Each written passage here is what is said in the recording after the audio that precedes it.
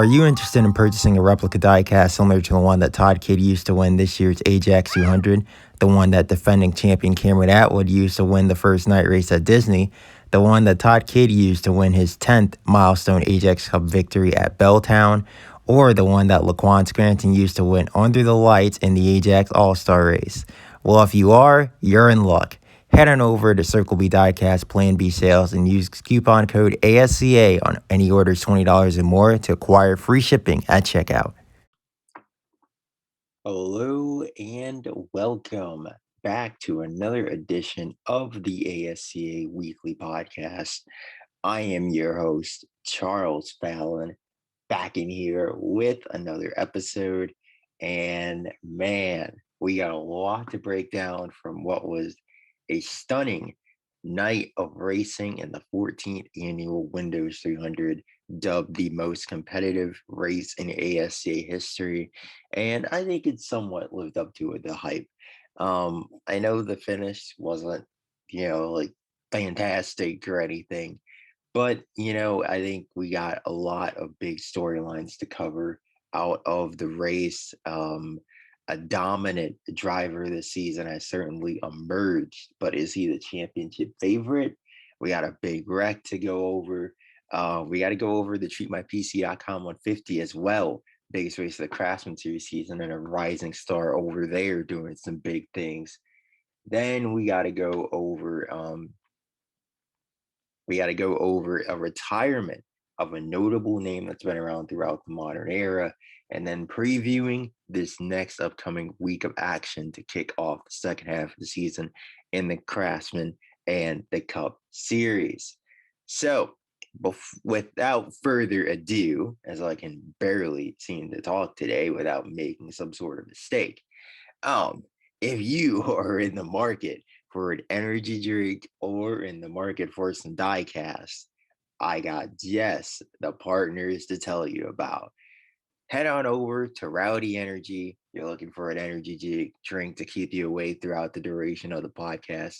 Head over to Rowdy Energy, click the first link in the link tree, and go shop your Rowdy Energy right there. I would highly recommend you do that. I mean, their flavoring is spectacular. Spectacular. I can vouch firsthand. Then, if you're in the market for diecast, you want to buy some Todd Kidd diecast. I mean, he just moved into the top 10 on the Ajax Cup Series all-time win list.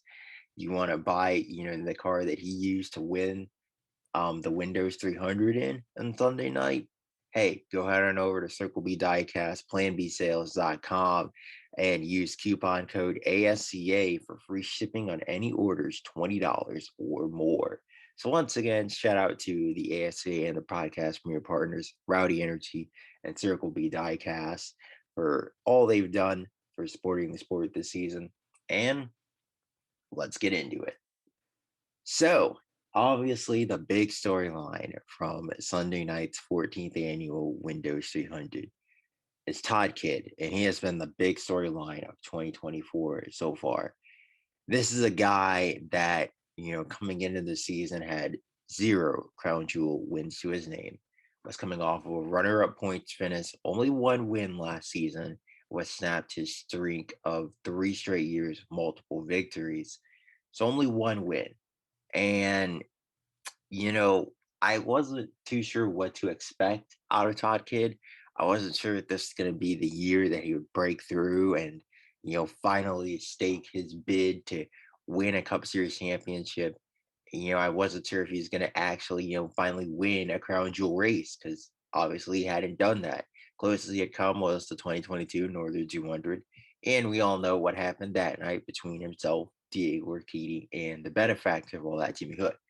But he is 28 now entering this year. And I wasn't sure exactly what to expect out of the now veteran driver. He's not exactly young anymore. As a driver, distinctly in his late 20s, been around this sport for almost a decade now, racing at the cup level.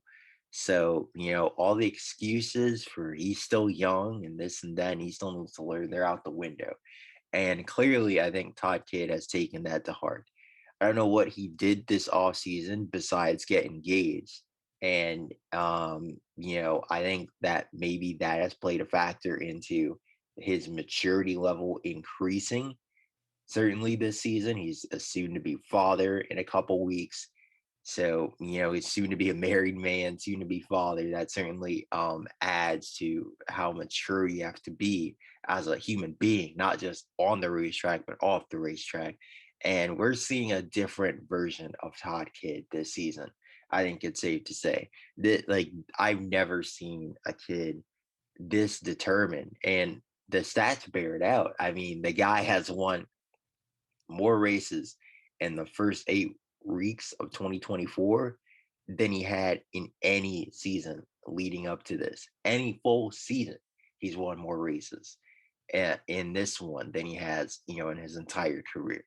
So 3 wins in the first 8 races, and the fact that 2 of them are crown jewel victories to really bolster his resume. Now he's tied Michael White for that 10th spot in the Ajax Cup all-time wins list. Like, this seems to be a real checking of the box this season. Ajax 200, check. My ninth try, got it. Windows 300, check. 10th try, got it. 10th career Ajax Cup Series victory, check. Got that as well. It's just a really kind of bucket list type of season for Todd Kidd. And now I think that, you can put the Northern 200 on the checklist as well. That's a race that I feel like he really wants, especially after how close he came to winning a couple of years ago. But obviously, the big goal for Kidd has to be now championship. It is championship or bust. Especially after a performance like that, when you go out and you beat a 2-time Smithfield Cup Series champion, the reigning Chick-fil-A Cup Series champion, the reigning Craftsman Series champion, and a 2-time Circle K Cup Series champion like that. The sky's the limit for what you can do. And he really wasn't, touchable towards the end of the race. Shane Park gave it an effort, but Kidd just ended up driving away on that final restart, and that was that. Kidd drives off, leaves him, and he bounces back following a couple kind of rough weeks. Especially his DNF in Michigan. That certainly that hurt a lot because he had really closed up that gap between himself and Diego Ricky at the top of the point standings. But then that DNF, yeah, that hurt a lot. So then he comes out the following week in the All-Star race and really was a non-factor. Apparently, he was using a different car in the All-Star race than the one he ended up using in the 300, which is certainly good. Normally most drivers bring their All-Star race car to the 300 unless it's totaled, and Kidd decided to bring a different one. And I think that was certainly the right decision. I ended up saving the best for last, the biggest race of the year. And, I think it's just crazy overall how we've come full circle with Todd Kidd. Like, he made his debut in the Windows 300 a decade ago, almost a decade ago, 2015, as a 19-year-old, bright-eyed, bushy-tailed, young, hotshot prospect. 19 years of age, racing against the big boys. He was running in the top 10 all night as well. And then he ended up blowing a tire and wrecking to bring out the final caution. And now here we are, 9 attempts later, and he's finally captured the Windows 300. And I don't want to understate that, like how difficult of an achievement it is to win this race, because Randall Woods has tried 14 times and he's still come up short every last one of them. Chris Barrymore has tried what? This was his 8th try at this, or 9th try, I believe. Came up short again. He had a really rough night. We're not going to get into it too much, but yeah, that was a shocking performance from Barrymore and from CJ Barrymore Racing as a whole. We're going to get into them a little bit later as well, but it's just a huge win for Todd Kidd. And I certainly, it's tough to say, like, okay, is he the championship favorite? Because when you look at the point standings, they don't bear that out. and neither do the stats actually. Like, if you just look at the win column, of course, Todd Kidd's the championship favorite. He's won 3 races this season. No one else has any more than one win. But when you look deeper into it, Diego Urquidy has 7 straight top 6 finishes. Like, he has been on fire this season.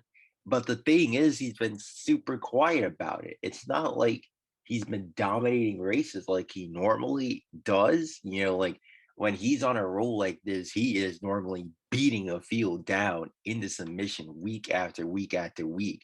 But that just hasn't been the case for him. He's been racking up the top 5 finishes, but it's about third, fourth, fifth. It was a sixth place finish in Sunday night's Windows 300. So he's obviously been extremely consistent. They just don't have race winning speed outside of West Virginia, which was pretty much gifted to them thanks to Reynolds pit crew, um, crapping the bed on the final money stop. But you know, I think Urquidy's going to win another race here soon. And the thing is, he's got his consistency has granted him a 14-point lead over not Todd Kidd, but his teammate Shane Park, ironically enough. So Kidd is still third in points after his huge victory because Shane Park had in the midst of a breakout season himself.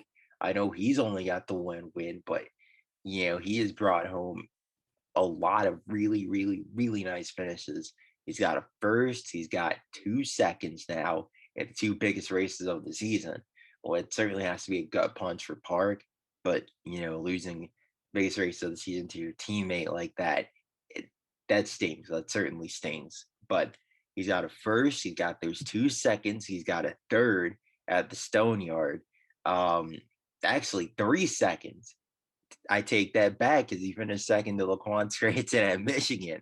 Like, this 24 team has been on it this year. Outside of his 2 DNFs at West Virginia and Belltown, even at Disney, they had a pit penalty that bounced back. Like, man, these guys are lightning fast. And even Park, I think, has shown more consistent speed than Todd Kidd. Because Kidd, he got that win at Ajax, but then he kind of tailed off for a few weeks. And then, had the really rough race at Disney, bounced back at Belltown um, with the win, obviously, but then had the DNF at Michigan and then comes out and wins this race. So Kidd has been winning, but he hasn't been consistent. And in this business, wins are great, but consistency, those are what win championships. You can have all the wins in the world, but if you're you're winning and then you're running 10th the next week and then you're winning and then you're DNFing the next, that's not going to win you a title in this business. So we're heading into the second half of the season, and I think the 3 drivers that have really separated themselves have been Urquidy, Park, and Kidd. And Urquidy has separated himself from everyone else. Park and Kidd are 14 and 15 back. And I look at the upcoming races and I say advantage still Urquidy. I think Park and Kidd certainly have a shot at some of these upcoming races as well. Don't get it twisted. Like, we got Colgate, we got Advocare, we got Denver, and then we have, I believe it's Ajax. So those are your next 4 races. And Ajax, of course, that's a toss-up. But Colgate, Diego's won there 3 times. What more do you want out of him there? Todd Kidd has won there as well in 2021, sure. And Shane Park has got a couple top 5 finishes there, but no wins. You head over to Advocare, both Urquidy and Kidd have won there. And, it's kind of a toss-up. They both can be either very hit or miss at that track. Then Denver, that's another track. It's a newer track on the schedule, only been here since the start of the decade. So that's another one that's hit or miss. Neither of the 3 drivers in the championship fight have won at that circuit. So we don't really know what to expect there too much, but it's tough. So I look at that and I'd still say advantage Urquidy. He is a 3-time champion for a reason. He knows what he's doing, and this 22 team has been lightning quick, throughout the past few weeks. So, advantage 22, they have been extremely consistent, but we'll see. Who knows? Diego could get himself involved in an accident at Colgate and see that points lead of his go right up in smoke. And we could see Park and Kidd pounce back as a result. So, you never know with this sort of stuff. But let's get into I would say the biggest talking more of the night that created the most drama, I would say, in this race. And that would be the big lap 75 incident between Jared Ayers and Laquan Scranton, part 36,488 of their feud throughout the ASCA. It seems like every time these two are in the race, whether it's the Craftsman Series or obviously racing each other weekly in Cup, if they're on the track next to each other, some fireworks are about to go down. And we've already seen it a couple different times this season. Go back to the streets Computerville when Ayers overdrives turn one in the Craftsman race there and takes out Scranton. A few weeks later at Disney, Scranton and Ayers are racing to stay on the lead lap. Scranton puts Ayers into the wall. And then here we go again. These two beefing on track once more. This time on a restart here. And to set the scene for you, Laquan had the dominant car of the night. He led the most laps and he led the opening 71 circuits. He was out of the race by lap 75, but led the most laps. That tells you how fast that number 42 was. I really think if he was able to stay in this race, I think he probably would have won it. Honestly, could have came from the back to the front, a la Randall Woods in 2021 after his pit penalty, and gotten back up there, mixed it up with Healy and Kidd and Jesse Price the third and all of those guys. I really think that he could have won it. And it's obviously just a shame what ended up happening on the restart. I think Scranton got a little too greedy. He laid back as he normally does, got a huge run on Ayers, but Ayers obviously was not going to let Scranton, his, now I would say his arch nemesis right up there with Lucas Sambert. He was not going to let his arch nemesis go by without a fight. And, we saw a heavy block being thrown by Ayers. Scranton desperate to get the spot, and Ayers, you could argue which one of each other ran Scranton into the grass, whether Scranton did it himself or whether Ayers blocked him there. But either way, Scranton ends up in the grass, spins back across the track, and gets absolutely drilled by Nick Orchidi and Cameron Atwood. They just had nowhere to go, so it's a really, that was a completely avoidable accident. And when it comes to who's at fault, honestly, they both are. It's 50-50 blame there. Ayers, there's no reason me blocking anyone onto the grass on lap 75 of a 200 lap race. I don't give a crap if he is, your biggest arch rival. There's no reason me blocking that hard. So we're not even to halfway.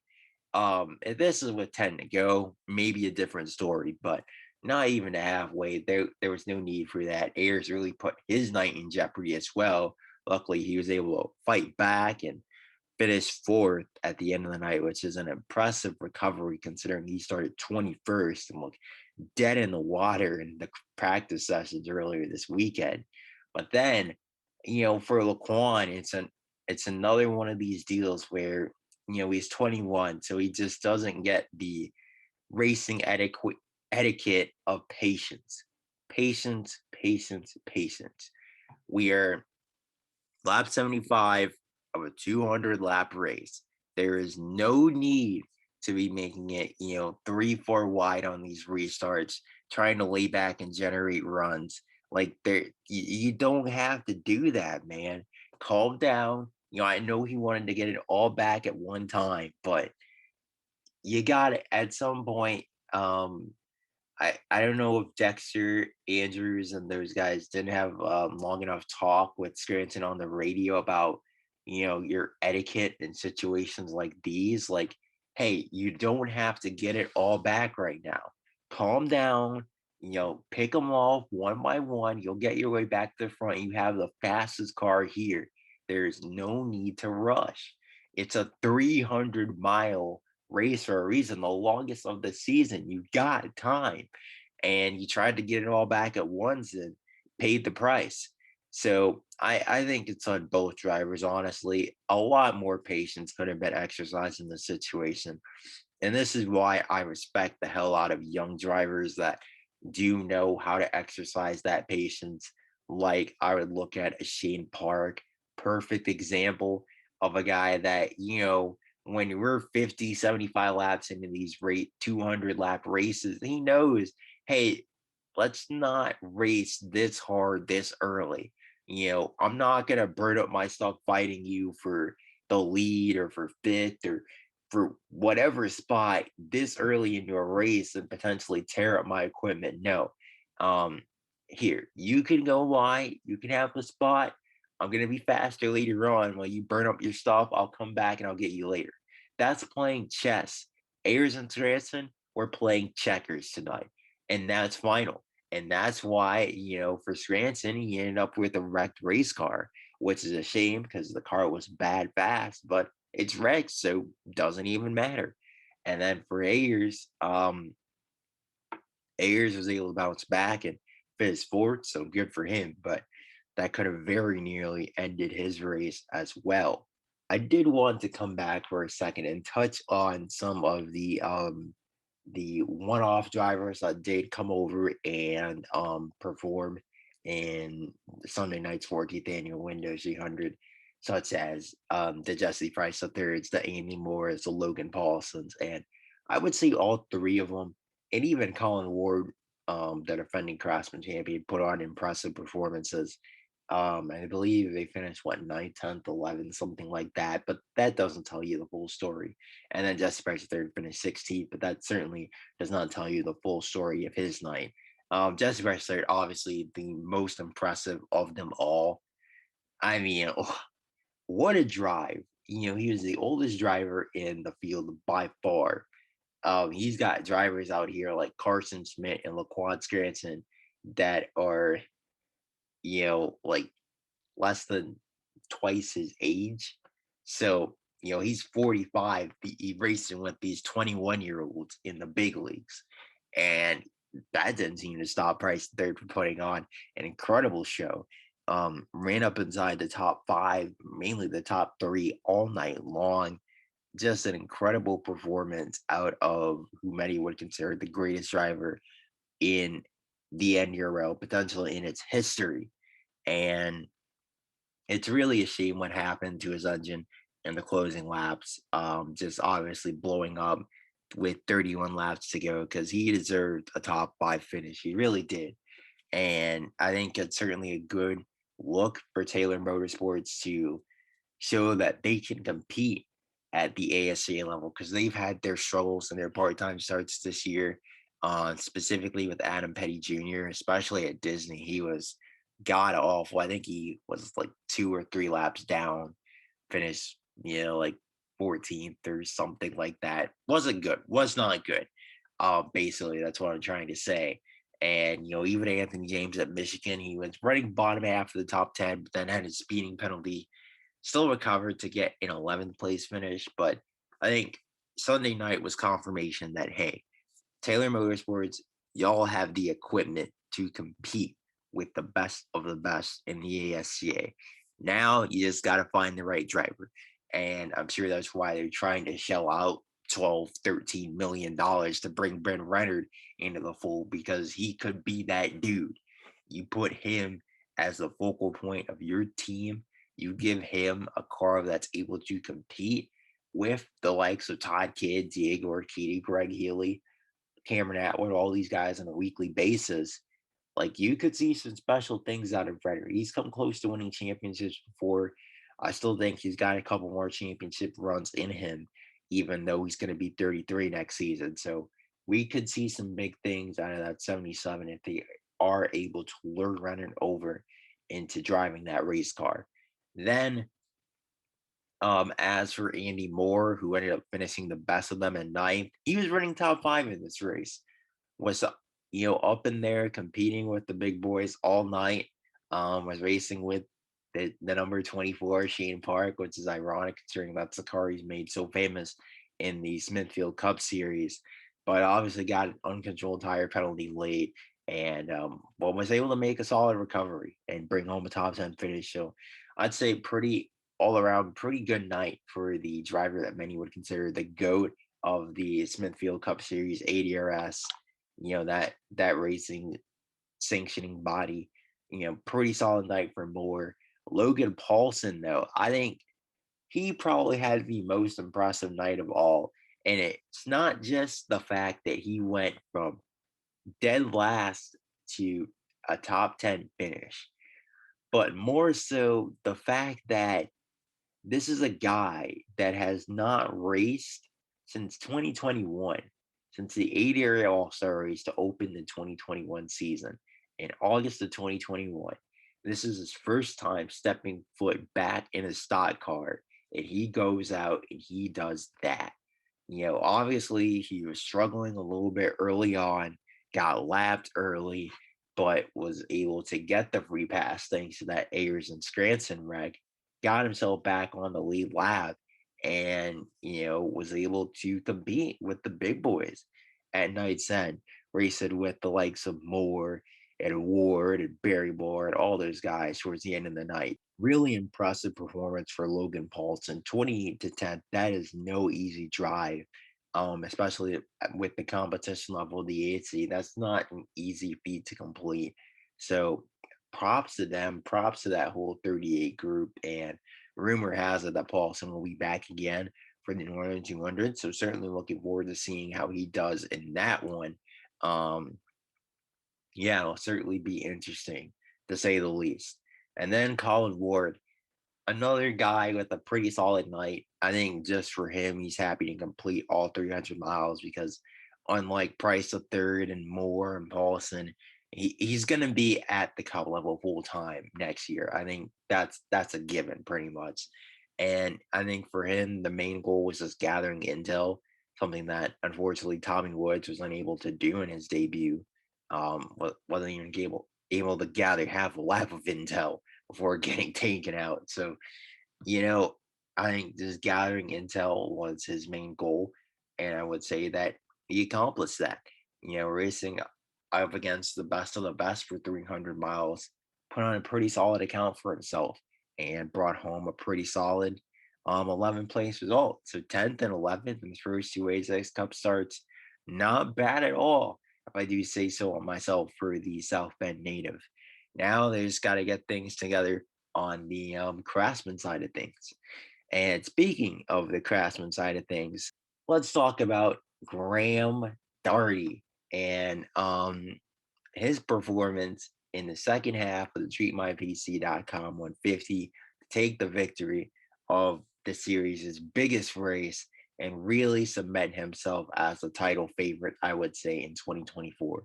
Considering the trend we have seen of the winner of that race going on to win the championship, Darty just put himself in the driver's seat. And I know there's the whole points leader curse thing going on where you take the points lead, you are absolutely doomed the next week. I mean, just look at what happened to Colin Ward. Boy, what a rough start it was for him on the Craftsman side of things. Let's talk about that for a second because he started 12th, which is awfully uncharacteristic for him. Another one of his subpar qualifying efforts. He had another one of those at Belltown, and it bit him much worse there than it did here. But even here, he was really, really struggling early in the going. Was super tight on that opening run, and he couldn't understand why until he realized he had no power steering. So they had to take the time to get that fixed under yellow.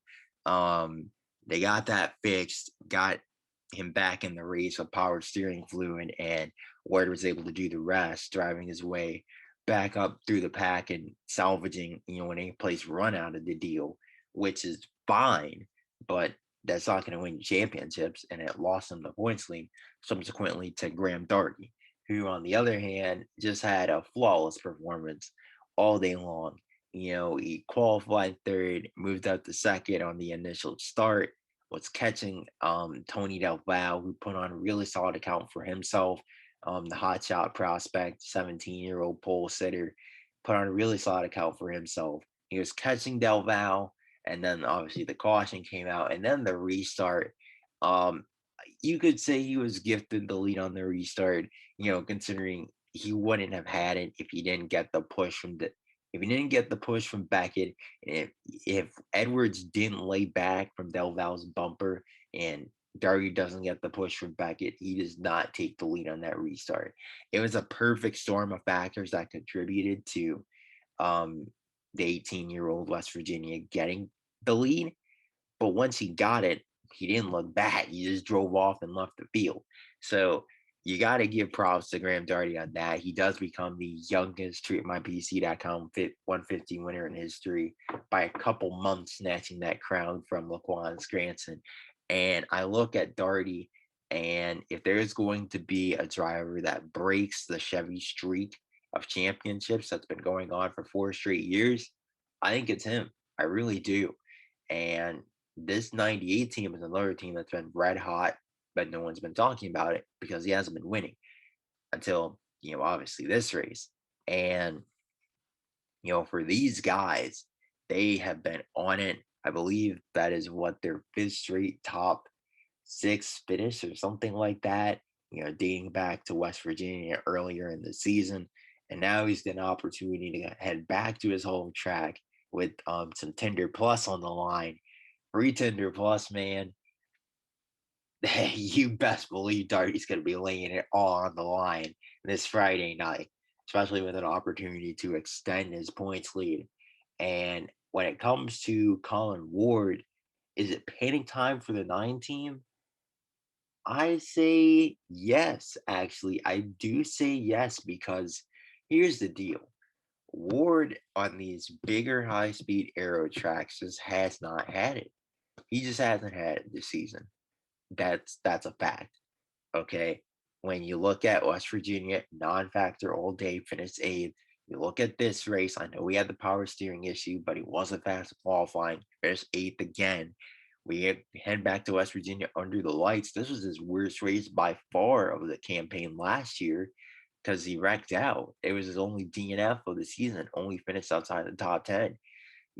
So man, I look at all that and all those factors.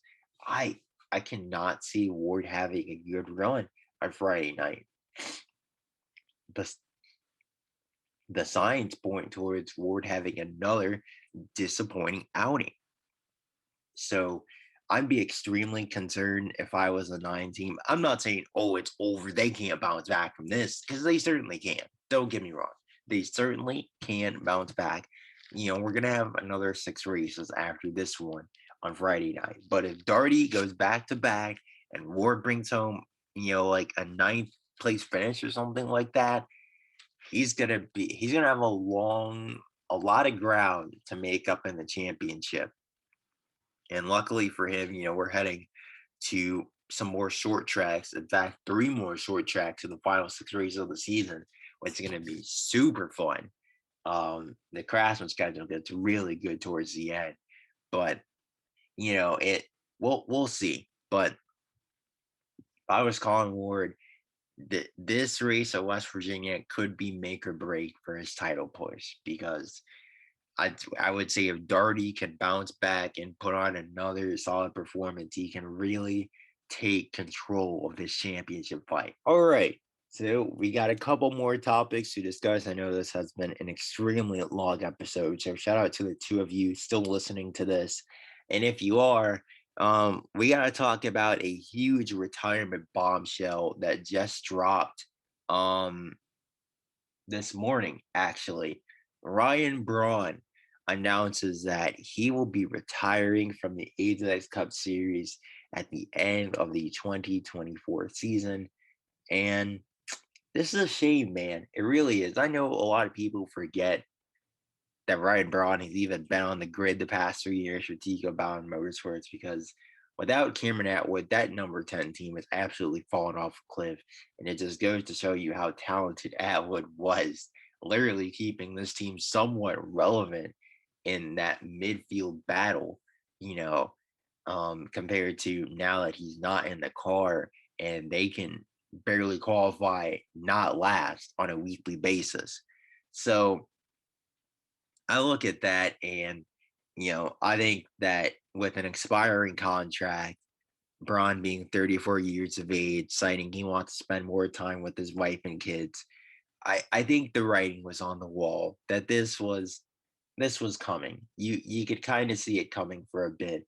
And it's a shame though, because it's another driver that had run every single race of the modern era up to this point, announcing, they are retiring. And it's really starting to show that we're getting a changing of the guard at the top level of the sport, with a lot of these veterans that we've grown accustomed to racing on a weekly basis, like Norm Lester and Randall Woods and Nick Ortini and Diego Ortini, even, and Ryan Braun and even Bryn Renner. All these guys starting to get old, man. They're entering their mid to late 30s, and these guys, they only got a few more years left in them.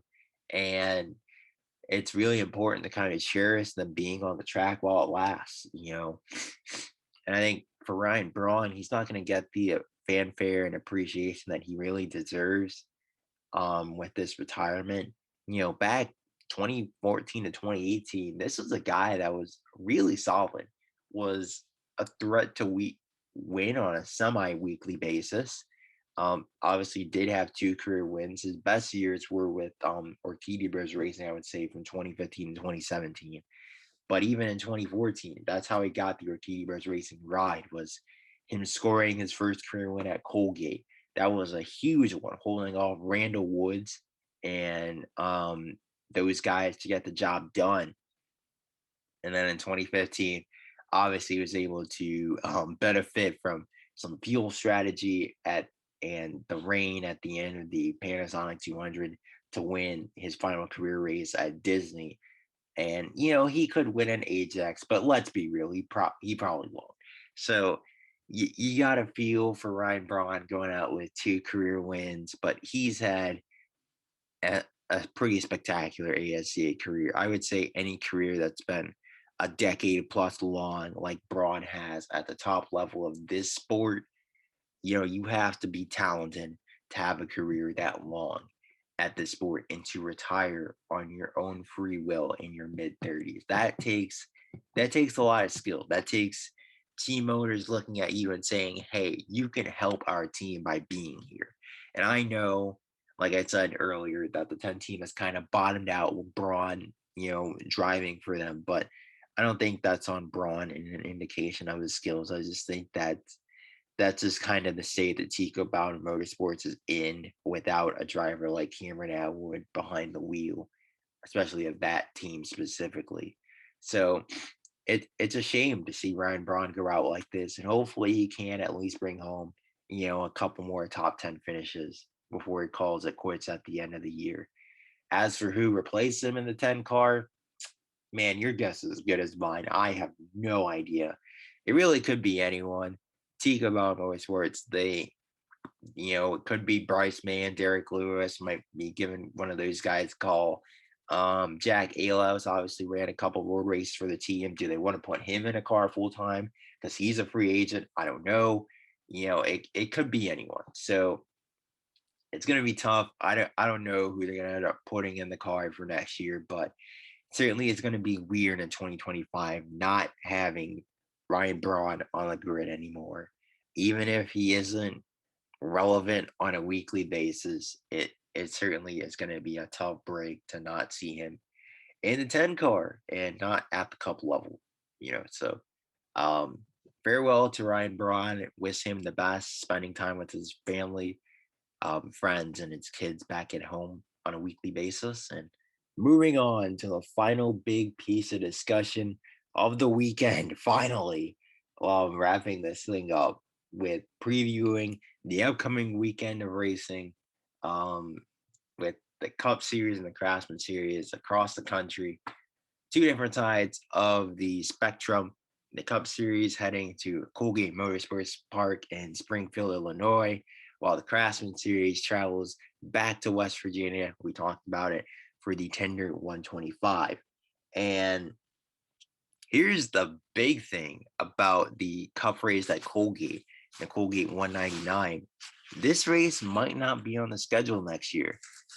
There's been an ongoing dispute between the sanctioning body and the track officials on the condition of the track. The sanctioning body wants it to be repaved at some point. The track officials are like, we don't have the funds to do that right now. So the ASCA is considering pulling that race out of Colgate and moving it somewhere else. Where else? I don't really know. But so that could be huge when it comes to next year's schedule that I don't anticipate will change all that much, considering this is the first year of this radically different schedule, and it's gone really, really well so far, I would say, in terms of creating some exciting action for the fans to look forward to on a weekly basis. But Colgate might not be on there, and that would be shocking if it isn't. It's been a stalwart on the schedule for the past decade, and a track that some drivers love, others hate, and not having it on the schedule would be a travesty, man. This track has produced some fantastic finishes. I look at just last year between Bern Renard and Randall Woods. I look at 2021 between Todd Kidd and Randall Woods. Um, you know, look at 2015 with Tim Willis holding off Randall Woods. Randall Woods has lost so many races here. It's really a shame. Um, yeah, so it's gonna be really interesting to see what kind of goes down there, and whether or not this race date does return to the calendar for another season, or whether or not they are going to wipe it off the schedule. Hopefully they can work a deal out, because I would hate to see this such a unique circuit not return for next year, but we'll see. We will have to see on that one. But as for previewing the race itself, I think your top 3 in points, even your top 4 in points, are going to be the guys you'd expect to see towards the front. Diego Ortiz, Shane Park, Todd Kidd, Laquan Scranton. Maybe not in that order, but I'd expect to see all those guys towards the front of the pack, certainly. Um, those are the guys you got to watch out for. Randall Woods also 5th in points. We just talked about him. How many times has he finished second here? Because it feels like it's been a billion. I look at 2015. I look at 2017. Let's see. Got to go back to 2021, 2023. Like, there's been so many times that you thought he was going to win this race, and then he ended up coming up short. So I would say Randall Woods, he hasn't won this season. This is certainly a good time for him to get off the schneid and take a victory to really bolster his championship efforts. I think Chris Barrymore's had a really rough past month or so. I think he's got a big opportunity to bounce back as well. So we'll see on Barrymore. And then, I think kind of a dark horse for me when I look at this track is Doug Bowden. Bowden has run really well here. I know he ran really well here for Ronnie West Motorsports. And, I think even in TBM equipment, I think he could drag that number 4 up to the front of the field. We saw him do that at Bellatown. I know part of that was due to attrition, but, he might be a factor in this one. Don't count him out. That's my dark horse to watch for. And then for West Virginia, I think Graham Darty has to be my favorite personally. I think Toby Beckett, following his great bounce back performance in the Street My PC.com 150, he's another guy you're going to have to watch out for. He did win this race just last season, won that Tender Plus. He's going to want to extend that subscription for another year. And then, kind of watching to see how Colin Ward and even Marcus Edwards does, because Edwards has been quiet in the championship battle this season, but he's still there. You might not know it because he hasn't won a race this year, but he's still there in that championship fight. So I look at those guys and I'm like, okay, like this is just kind of seeing how that championship battle shakes out and how those three do. I think that's going to be an important topic of discussion throughout the evening on Friday night. But my picks for this week, man, I'm going to go with Diego Urquidy for Cup. It's boring, but he has been on fire lately. He's won at Colgate 3 times. I mean, how could I not pick Diego to win at Colgate? So I'm going to go with Diego at Colgate. And then on the Craftsman side of things, this is going to be an interesting one for me personally, but I am going to go with Toby Beckett. Going to go a little off kilter here with this selection. Beckett showing a lot of speed lately, proving that this A team is starting to finally put pieces together and figure things out in 2024. Of course, the defending winner of this race, I'm sure they're going to bring back a similar setup to what they had here last year. I got Beckett winning this one, so we'll see if he's able to get the job done and really start to put the pieces and turning his 2024 campaign around. But that is it for this lengthy edition of the ASCA Weekly Podcast, recapping the most prestigious weekend of the ASCA campaign and also previewing the upcoming week at West Virginia and Colgate. So appreciate all of you guys checking this out. Be sure to like, comment, and subscribe. And be sure to also check out the podcast Premier Partners and the ASCA's Premier Partners and Rowdy Energy, Circle B Diecast, Plan B Sales. Be sure to check them out. This is Charles Fallon signing out. We'll see you to recap all the action next week.